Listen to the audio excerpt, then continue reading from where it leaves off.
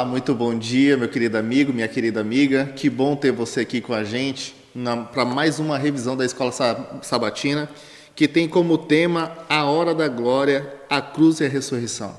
Espero que onde quer que você esteja, você possa ser abençoado por essa mensagem. E junto comigo aqui está meu irmão, o Josafá. Seja muito bom dia, Josafá. Feliz sábado. Feliz sábado, é um prazer estar aqui. E muito bom. O Josafá, pode começar a lição com uma oração, por favor? Ah, sim, com certeza. Senhor nosso Deus, muito obrigado pela oportunidade que nos dá de estarmos aqui mais uma vez falando de Ti. Amém. Abre nossa mente e nosso coração para que possamos mais do que aprender, mas colocar em prática no nosso dia a dia, que eu te peço em nome de Jesus, Pai. Amém. Amém. Amém. Muito bem. Eu gostaria, Josafá, de começar com o verso áureo da nossa lição, que está escrito lá em João 18:37. E diz assim: Disse-lhe, pois, Pilatos: Logo tu és rei? Jesus respondeu: Tu dizes que eu sou rei. E para isso eu nasci. E para isso vim ao mundo, a fim de dar testemunho da verdade. Todo aquele que é da verdade ouve a minha voz. Que palavra poderosa essa de Jesus Cristo, não é? Sem dúvida. O que a gente pode tirar já desse verso áureo, Josafá? Eu iria até um pouco mais atrás, já no título da lição, que diz assim: A hora da glória, a cruz e a ressurreição. Como é que alguém pode ter glória sendo crucificado? Porque dentro do conceito humano nós estamos acostumados a relacionar sucesso com coisas boas. E aos olhos humanos, quando você olha para a cruz, uma pessoa que não tem discernimento cristão, que não tem conhecimento de Deus, um ateu, uma pessoa que, sei lá, não tem o discernimento apropriado, olha para a cruz e vê, não, mas o que é isso? Como é que alguém pode estar sendo glorificado? Como alguém pode ter glória? Como alguém pode dizer que foi bem sucedido se ele foi morto? Né?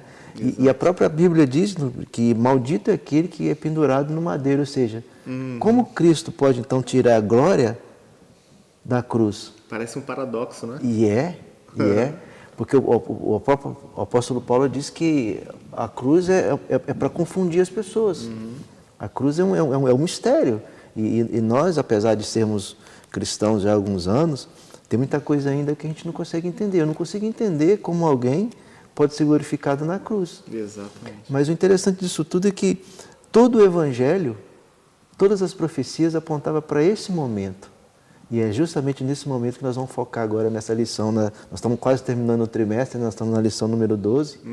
E a lição está fechando agora com chave de ouro, né? E nós vamos ver agora aqui alguns detalhes importantes que vão realçar essa parte do Evangelho de Cristo. É verdade. E você mencionou Paulo, né?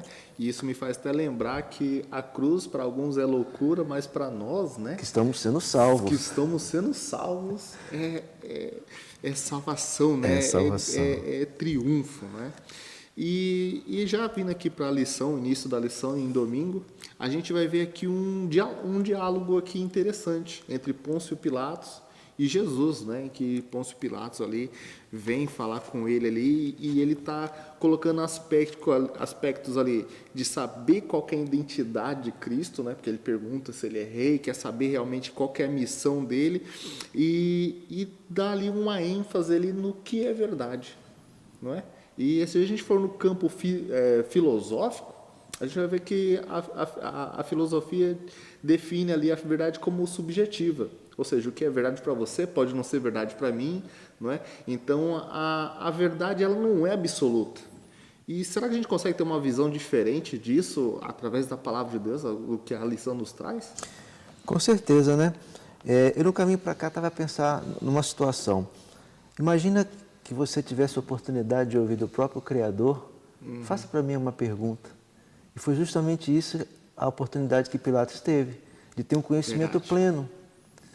Porque dentro do conhecimento humano, como você frisou bem, a verdade é uma filosofia. Mas quando você vai para o campo espiritual, a verdade ela não é uma filosofia, ela não é um pensamento isolado. A verdade é uma pessoa que se materializou no ser humano, ou seja, alguém, o Criador de todas as coisas, que se materializa como homem e ele é a própria verdade. E a própria Bíblia diz, né, que no primeiro capítulo de João, né, no verso 1, ele diz que que ele é a verdade. Eu sou o caminho, a verdade e a vida. Ninguém vem ao Pai senão por mim. E todo o Evangelho apontava para esse momento. Outra coisa interessante também dessa lição, que eu acho importante frisar, é que o apóstolo João, o escritor João, ele pega nos primeiros 10 capítulos e narra 3 anos e meio. Mas agora, do 11º capítulo até o capítulo final do livro de João, ele marca de 1 a 2 semanas dos últimos dias de Cristo na Terra. Então, se ele usou a metade dos evangelhos, a metade dos capítulos para narrar apenas 2 semanas, é muito importante o que ele tinha a dizer. Exatamente. Né? E voltando aqui para o diálogo, né? Quando Jesus agora é preso, a lição pula essa parte do Getsêmani, já vai direto para o diálogo, já vai direto para a prisão de Cristo. E se nós voltarmos na lição número 10, ou número 4, também fala sobre isso, sobre a crucifixão e coisas mais. Mas especificamente quando fala desse diálogo, ele tem a oportunidade áurea. Exatamente. Quantos de nós teríamos esse desejo de ouvir de Cristo falar assim, pergunta para mim o que é a verdade? E, infelizmente, ele teve a grande oportunidade, mas ele não parou para ouvir a resposta. Esse foi o grande erro dele e é o grande erro de nós também como cristãos ou como pessoas. Fazemos perguntas, temos indagações, mas não paramos para ouvir. E Pilatos agora teve que ver. Então, o que é a verdade? Que é a pergunta que Pilatos fez. Pilatos ali estava diante de um homem que ele sabia que era inocente. Nós vamos ver no desenrolar da lição, né? Que ele era a verdade. E outra coisa, a questão importante também nesse campo filosófico, quando falamos da verdade, falamos de uma expressão, ou falamos de uma ideia. Mas agora Pilatos estava diante daquele que é a verdade. E toda a profecia, toda a Bíblia apontava para esse momento e a verdade estava personalizada numa única pessoa. Ou seja, eu posso dizer então que Pilatos esteve ali diante da própria verdade encarnada, não é? E ele deixou essa verdade passar por pressão externa, não é? Porque é até interessante aqui, é que na conversa que Pilatos tem ali com Jesus, Jesus até fala assim, olha, toda a autoridade que você tem, parafraseando, né, é porque veio do céu. Senão você não teria autoridade sobre mim, não é? E ele faz essa pergunta, né, o que é verdade, o que significa isso? E só que ele não fica para ouvir a resposta de Jesus.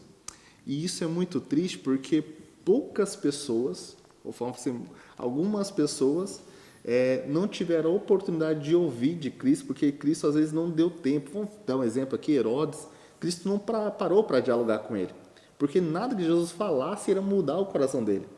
Mas Pilatos tinha uma chance, ele tinha uma oportunidade, e ele não parou para ouvir a verdade que estava ali na frente dele. E Jesus falou assim, aquele que é da verdade, ouve a minha voz. E também não foi por falta de aviso, né, Josafá? Com certeza. Porque a esposa dele o Espírito de Profecia fala sobre isso, a Cláudia, né, a esposa de Pôncio Pilatos. Verdade. Fala, não se meta com esse homem. Não se meta com esse homem, que eu tive um sonho terrível e eu sofri muito por causa dele. Então, o interessante, irmãos, é que, independente de sabermos o que é verdade, o importante também é o que eu vou fazer com ela. Porque não é importante, não é simplesmente saber o que é verdade, mas o que eu vou fazer com a verdade. E o grande problema de Pilatos é que Pilatos sabia que ele era inocente, Pilatos sabia que aqueles homens que levaram a Cristo, né? A história, se você pegar o capítulo anterior, no capítulo 10, capítulo 11, você vai ver o seguinte, que os sacerdotes, quando levaram a Cristo, Pilatos vira para eles e fala assim, por que você traz esse problema para mim? Vocês podiam ter resolvido isso. E eles viram para Pilatos e falam assim, olha, nós não temos autoridade de matar esse homem, de matar, só vocês que podem dar autoridade. Mas Pilatos, peraí, matar? Repara o seguinte, a intenção dos sacerdotes não era simplesmente levar um caso para uma autoridade, mas eles queriam matar a Cristo.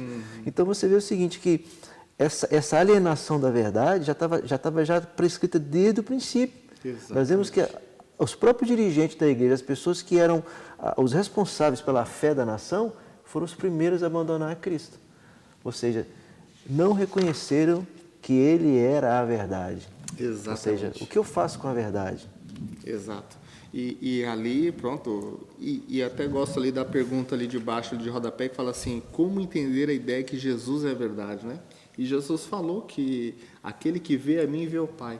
Então, Jesus é revelação de, como você disse, bem disse, do Todo-Poderoso, né? E ele deixou passar isso, é uma pena muito grande. E o interessante também dessa parte desse diálogo é que de todos os evangelhos, você vê que toda vez que Jesus fazia alguma coisa que curava alguém, que tirava alguém de uma necessidade, Jesus falava assim, olha, não fala nada, fica quieto, não diga para ninguém. Mas naquele momento, alguém reconhece Jesus como rei. Uhum. E é a primeira vez em todo o evangelho, na história de Cristo, nos 3 anos e meio, que alguém reconhece Jesus como rei. Exatamente. E é uma coisa tão louca, porque um pagão disse isso. Uhum. E o que me faz pensar é o seguinte, que nós como cristãos, muitas vezes, nós estamos tão focados em responsabilidades na igreja, em situações do dia a dia, que eu posso também estar passando em branco alguma situação que é importante. Uhum. Será que eu preciso de uma pessoa lá de fora dizer para mim o que é mais importante? Então Pilatos, apesar de ser um pagão, apesar de ser uma autoridade romana, ele sabia que aquele homem era inocente e tinha alguma coisa nele que incomodava. Uhum. O Espírito de Profecia fala sobre isso, que até Exatamente. os olhos de Cristo, quando ele olhou para aquele homem, ele viu algo diferente naquele homem. E muitas vezes nós, como cristãos, nós estamos tão acostumados com a formalidade que eu posso estar passando por alto essa verdade dentro do meu contexto histórico. Porque da mesma forma como Pilatos teve a oportunidade de conhecer a verdade e saber um pouco mais e rejeitou, Uhum. eu também posso estar fazendo a mesma coisa diariamente. Então, a história só se repete. Exato. Então, nós temos que ter cuidado nessa parte. Por quê? Porque o mesmo Cristo que existiu no passado é o mesmo Cristo que tem poder sobre a minha vida hoje. Exatamente. E o que eu estou fazendo com essa verdade? Estou guardando essa verdade só para mim? Será que eu venho só na igreja agora, me nutro, me encho de informações, mas e as pessoas que precisam também conhecer essa verdade? O que eu faço com essa verdade? Será que eu distribuo essa verdade? Eu passo essa verdade adiante? Eu torno essa verdade tão necessária para as outras pessoas a ponto de mudar a vida de outras pessoas? Isso é importante também. Será que eu estou multiplicando meu talento ou estou fazendo igual aquele servo infiel, Enterrando, que eu né? estou enterrando o talento, né? Pois é, interessante isso. E você falou pode estar acontecendo agora mesmo, porque aqui a distração, o que confundiu talvez e ajudou a confundir a cabeça de Pilatos foi a barulho do multidão lá fora. Mas hoje pode ser o barulho do meu telefone, pode ser o barulho do meu trabalho, pode ser o barulho das minhas dívidas, que às vezes me tira o foco do que é a verdade, não é? Então, e às vezes parece que é até por uma boa ação, não é? E eu até lembro também do caso de Marta e Maria, não é? Marta queria servir a Cristo lá, né? Num jantar lá. E falou, Jesus, manda Maria me ajudar. Mas Marta, ela ficou com a melhor parte. Mas a intenção de Marta não era ruim. Mas ela não soube aproveitar o momento. E aqui a gente vai ver também que Pilatos, ele também tenta resolver um problema, não é? Com as suas próprias mãos, com a sua ideia. Porque ele era uma pessoa inteligente, ele era um governante, não era à toa. Às vezes a gente tenta menosprezar alguns personagens que a gente não gosta tanto, mas se Pilatos estava naquela posição é porque ele é uma pessoa destacada, não é? E ele começa a pensar com seus botões ali dentro da sua limitação humana. E ele não consegue perceber que o que estava acontecendo ali era uma ação demoníaca, que estava movendo e inflamando todo aquele povo para querer crucificar Cristo. Mas ele tem uma ideia. E ele fala assim, ó, se calhar, se eu açoitar ele, eles vão se contentar, não é? E daí ele fala assim, eis aqui o homem, não é? E por que isso não deu certo, Josafá? É o que a gente acabou de falar, é o seguinte, que tentar ajudar a Deus é um problema. Uhum. E nós vimos isso durante toda a história, né? Nós vimos Abraão e Sara, quando Deus tinha feito uma promessa para eles, olha, você vai ter um filho, você vai ser pai de uma grande nação. Mas o tempo passou, 25 anos se passaram, e cadê o filho? Nada. Então, vou dar uma ajudinha para Deus. Então, foi mais ou menos isso que Pilatos tentou fazer. Por que ele tentou manipular a situação? Pilatos tentou conduzir a coisa de modo que tivesse um resultado positivo. Ele via em Cristo um homem correto, ele via em Jesus inocência. Mas o que pesou mais nesse momento foi o status que ele quis preservar. Pilatos é o seguinte, ele tinha a panelinha dele do dinheiro, porque o sacerdote nunca chegaria naquele homem, naquela posição, se não tivesse ali a famosa rachadinha. Exatamente. Entendeu? A famosa rachadinha, olha, a gente vai tirar tanto, e cada um fica com um pouquinho e tal, e Pilatos fazia parte daquela cúpula ali, daquela corja de gente que todo mundo tirava um pedaço. Né? E o que acontece? Agora aqueles homens procuram Pilatos e falam assim, olha, está na hora de você fazer a sua parte. Nós precisamos agora resolver esse problema aqui, nós estamos com um probleminha aqui, e você é a pessoa que pode assinar embaixo. Tá? Então o que Pilatos fez? Olha, eu vou tentar jogar para os dois times. Vou tentar fazer agradar esse pessoal aqui, mas vou tentar também tirar esse homem aqui dessa situação ruim, porque eu sei que ele é inocente. E agora Pilatos manda açoitar a Cristo, fala assim, não, quem sabe eu dou uma sova nele, né? Machuco bem, e eles vão ter pena dele. Não, já sofreu bastante, talvez ele, pelo que ele tenha feito aí, já pagou a conta, mas nós vimos que não foi suficiente. Não foi. Não foi suficiente. E a ideia foi mais, ele falou assim, olha, eu vou pegar aí o pior que tiver preso, quem é que está preso aí? Ah, um tal de Barrabás. O que é esse cara? Rapaz, esse cara é problemático. Esse cara é um revolucionário, esse cara põe fogo em ônibus, esse cara vira a patrulha, esse cara joga pedra na polícia. Não vale nada. Então, falei, traz esse homem, porque é o seguinte, ele é um problema, então, com certeza, eles não vão querer esse camarada. Exato. Mas o que Pilatos não sabia é que tinha muito mais coisa em jogo. Né? Porque mesmo fazendo a ideia dele, mesmo tentando açoitar Cristo, mesmo tentando apresentar uma pessoa horrível para substituir a Cristo, eles preferiram ainda. Não foi suficiente. Não foi suficiente. Não foi suficiente. E isso choca, porque até aqui no rodapézinho aqui, fala assim, ó, que assustador. Um governante pagão quer libertar Jesus, enquanto os líderes espirituais daquela nação que deveriam reconhecer, porque estudava as profecias, porque tinha ali todo aquele conhecimento, que não reconheceram e queriam crucificá-lo. Queria ele ali morto mesmo, né? E às vezes a gente também pode estar caindo no mesmo erro. E não da forma daquele passado, mas de hoje de uma forma, digamos, moderna, né? Às vezes as pessoas também colocam ali até a nossa fé como uma verdade relativa, não é? Às vezes fala assim, não, a tradição de vocês só casar com homem e mulher, isso aí é coisa do passado, da Idade Média.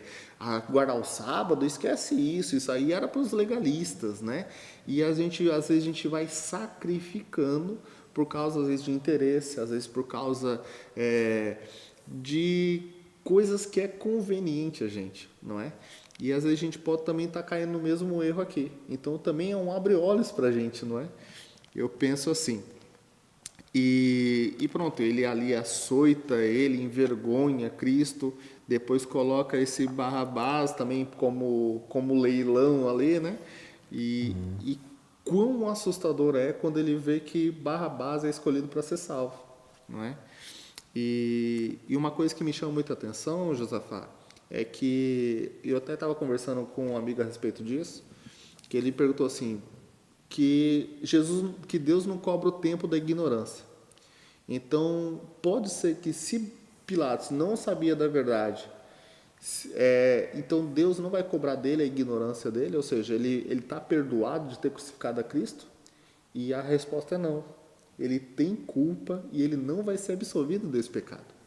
Porque ele pegou e falou uma frase muito interessante ali. Além de todos os sinais que ele teve, que foi a esposa que teve um sonho, ele percebeu que os líderes estavam colocando ele por inveja, não é?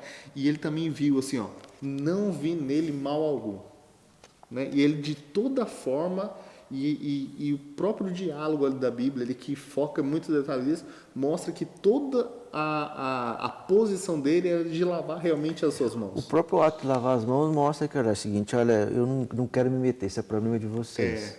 Não tem nada a ver com essa história.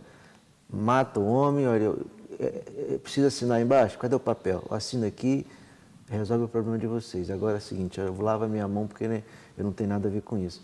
Mas quando ele diz assim, eis o homem, existe muito mais coisa por trás disso aqui. O que João Batista disse quando viu a Jesus? Jesus falou assim, eis quem? O Cordeiro de Deus que tira o pecado do mundo. Ou seja, João Batista reconheceu em Cristo o próprio Deus. Exatamente. O interessante é que João Batista não conhecia Cristo. Eles nunca tinham se visto na vida. E quando João Batista viu aquele homem andar, o Espírito Santo revelou para ele que aquele homem era o Cordeiro de Deus, o Salvador do mundo, o cumprimento de todas as profecias e da promessa de Deus. Exato. Em contrafação com aquilo que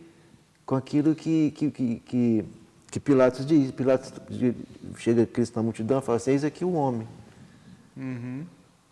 E é justamente o cumprimento da profecia, que lá em Isaías fala assim, eu vim para os meus e os meus não me rejeitaram. Não reconheceram Jesus como a fonte de gravação, a fonte de coordenação, a fonte que geria, que organizava, que mantinha aquela nação. Entendeu? E o mais triste disso tudo é a liderança. Isso me chama a atenção também, né?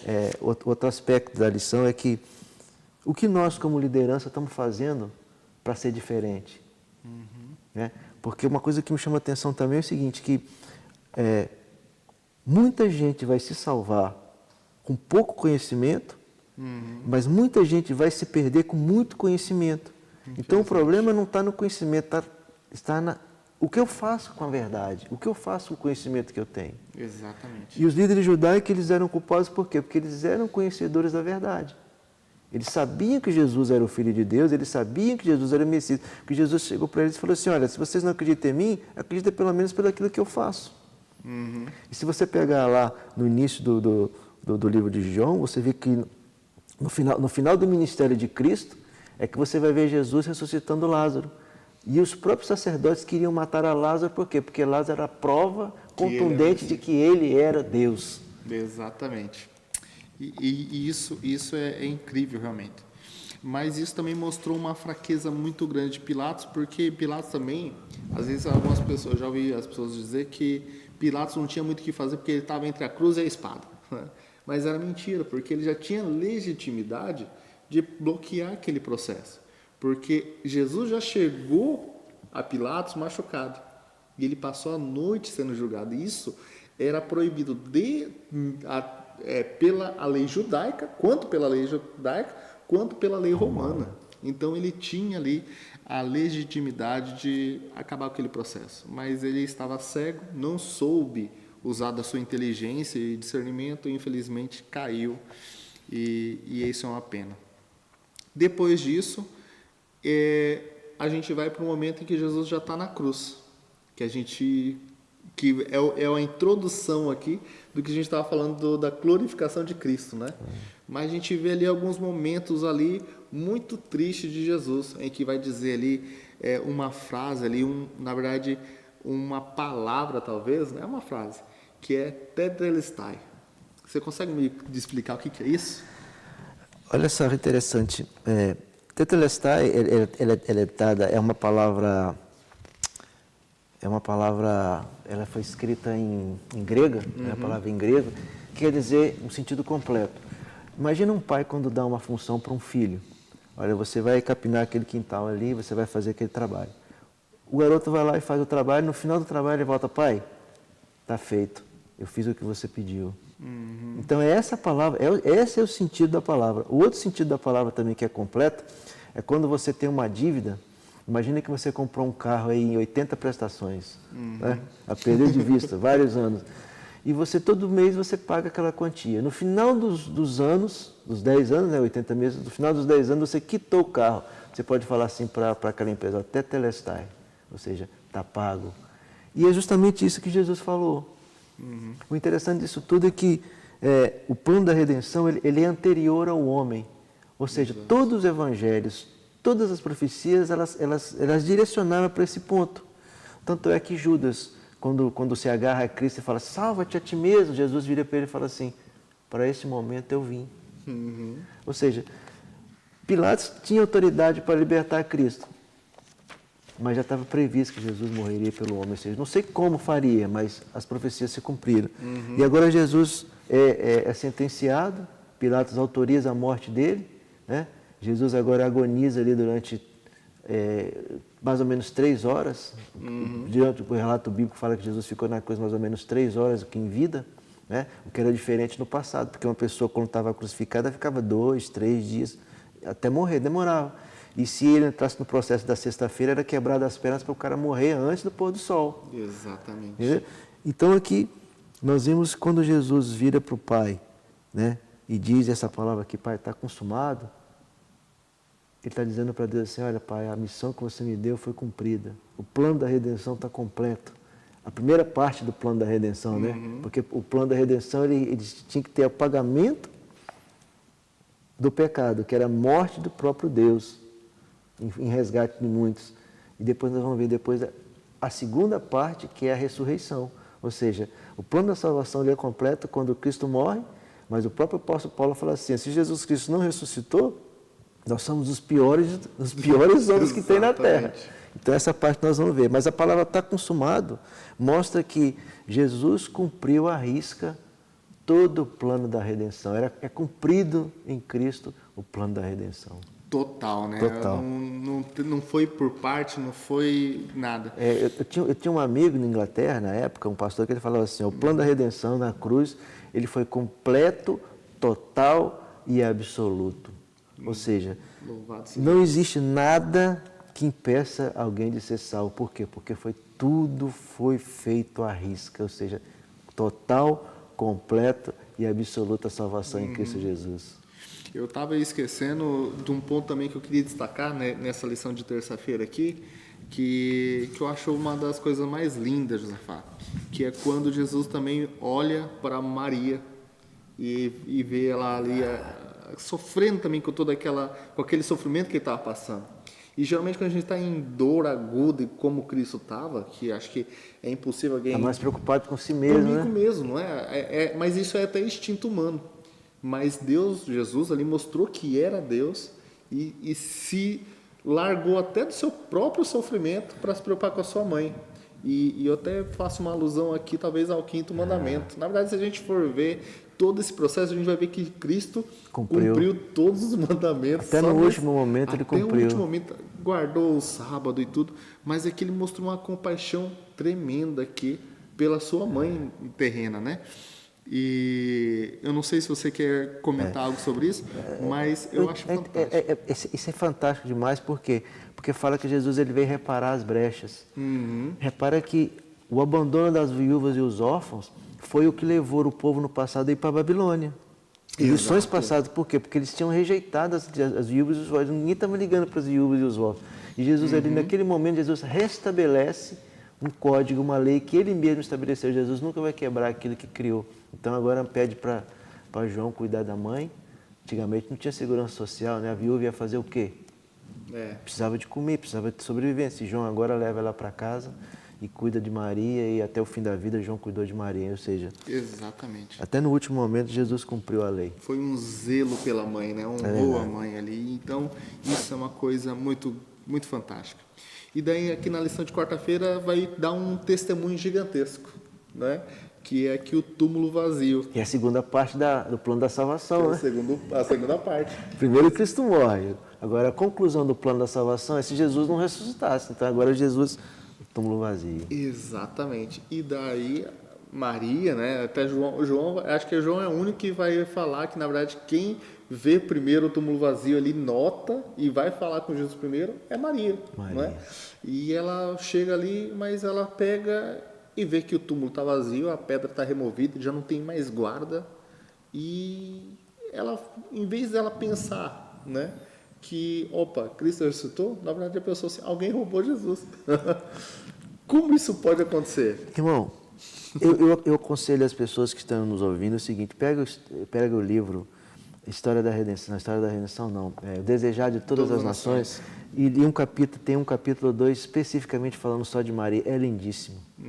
Maria foi embalsamar o corpo de Cristo, muita gente pensa que ela levou um potinho, não era um potinho, era um jarro grande, ela passou a noite toda com um jarro enorme carregando aquilo, e agora ela entra no túmulo, vê o túmulo vazio, e alguém roubou, a primeira ideia que ela tem é que alguém roubou o corpo de Cristo.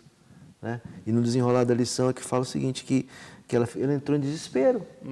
Porque imagina, você pensar que uma pessoa está num canto, está morta, está ali, Estava guardada, né? Porque a Bíblia fala que tinha um centurião tomando conta. Um centurião tomava conta de 100 soldados. 100 soldados. 100 soldados estavam guardando o corpo de Cristo, a pedra fechada, o templo removido. E aquilo ali está tudo caído, ninguém aparece. Mas o que está acontecendo aqui? Né? Então essa parte do túmulo vazio aqui, eu aconselho que vocês leiam em casa, porque infelizmente não dá tempo da gente ver com detalhe isso aqui. Exatamente.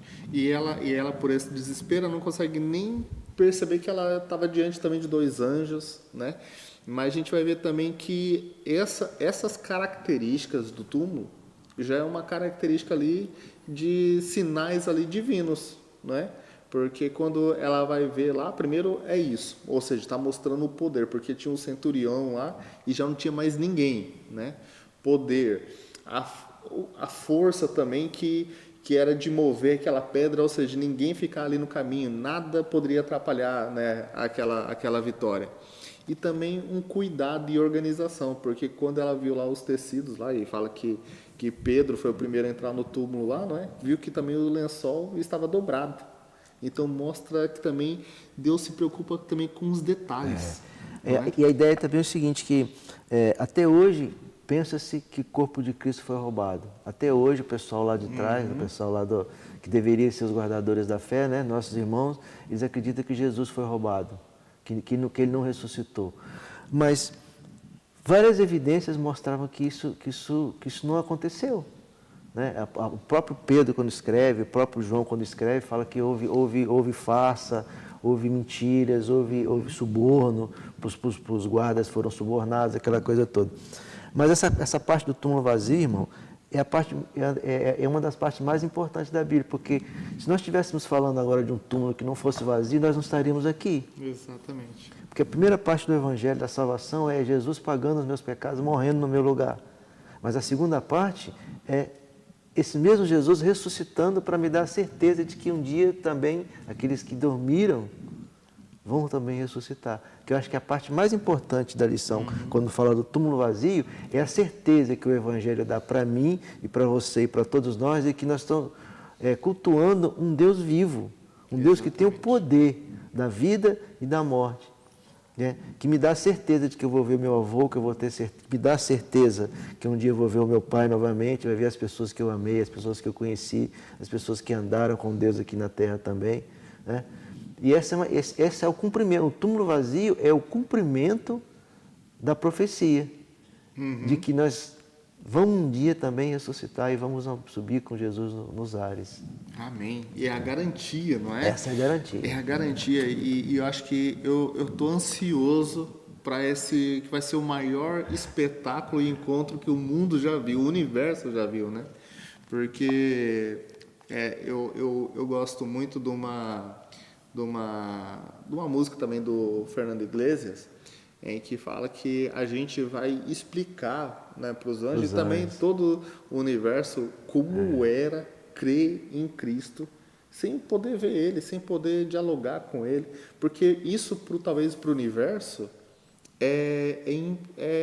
não é às vezes palpável, mas para a gente é essa esperança, esse fogo no nosso coração que nos motiva a viver cada vez mais. E é por isso que a Bíblia diz que fala que sem fé é impossível agradar a Deus. O que é fé?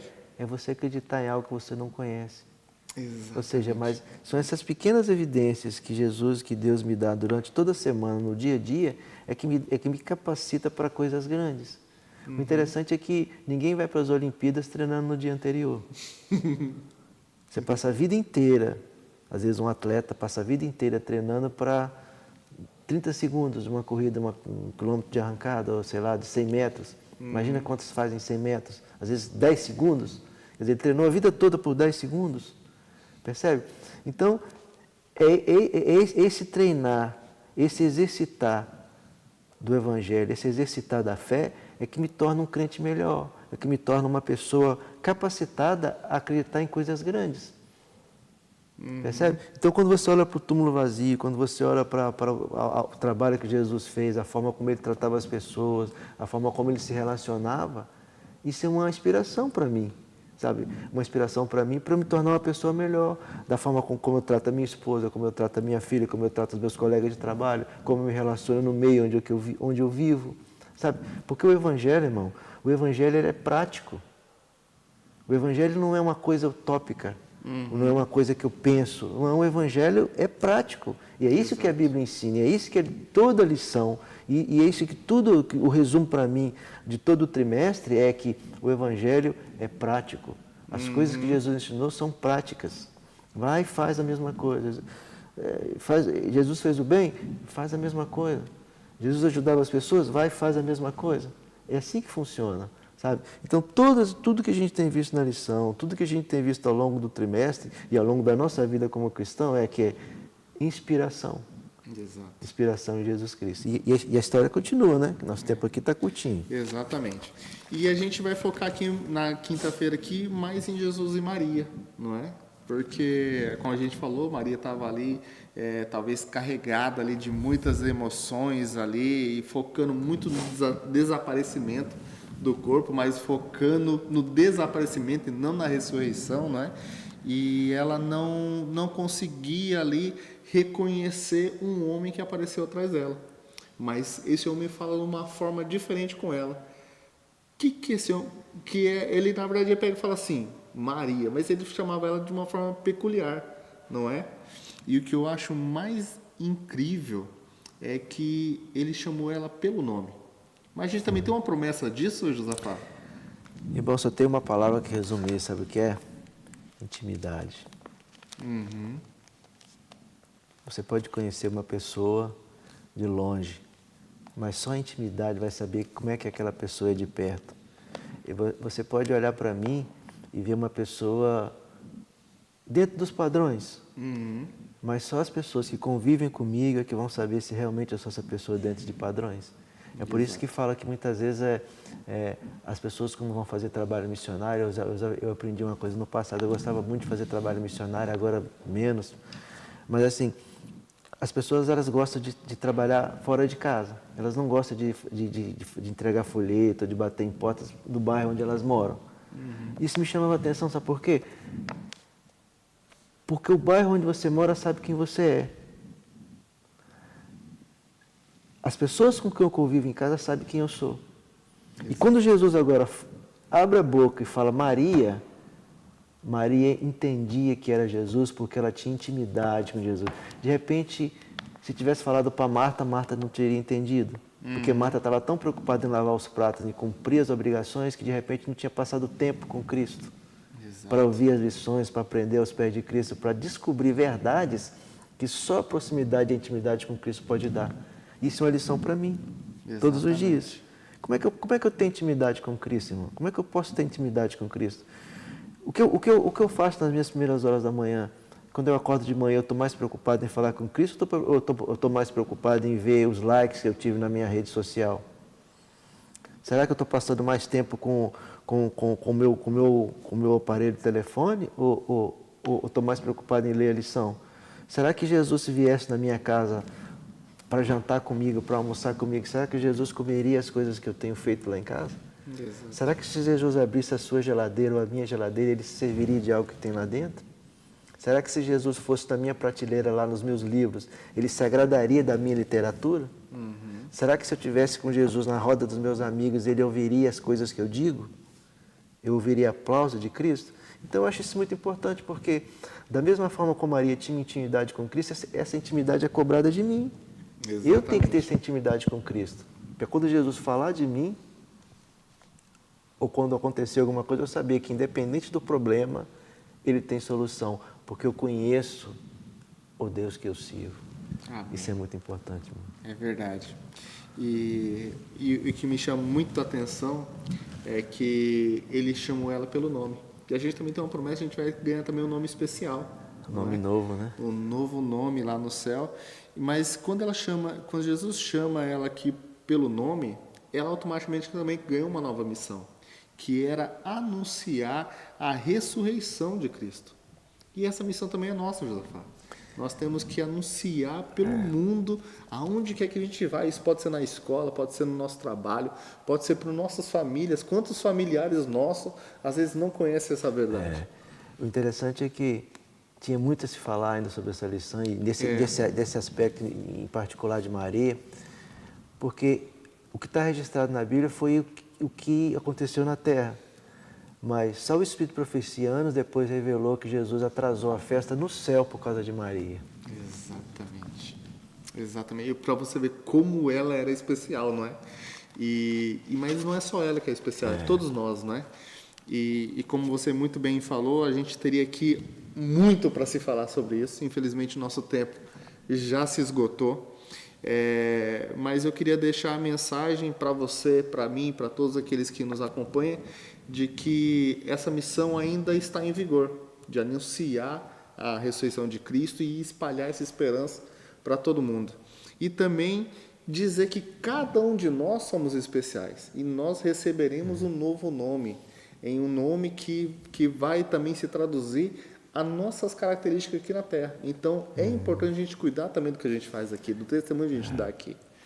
E eu queria convidar o Josafá para fazer as considerações finais. Olha, irmão, e resumindo essa lição, nós estamos vivendo agora uma época em que as coisas valem mais do que pessoas, né? Nós estamos vivendo numa época onde coisas valem mais. E nós estamos vivendo agora na época do Natal. Momentos natalícios. Ou seja, a cruz tem sido trocada por um boneco. Né? O sacrifício de Cristo tem sido trocado por coisas banais.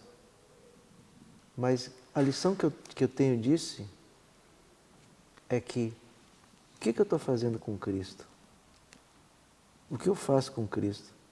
Será que ele é só um enfeite? Será que Jesus é só um boneco pendurado na parede? Será que é só um homem, um boneco pendurado numa cruz? Ou ele é vivo para mim? E a lição dessa semana mostra que o sacrifício que Jesus fez vai além da compreensão humana. E o Espírito de Profecia ele mostra e revela que nem lá no céu, nem na eternidade, com toda a eternidade, nós vamos ter pleno conhecimento daquilo que Jesus fez.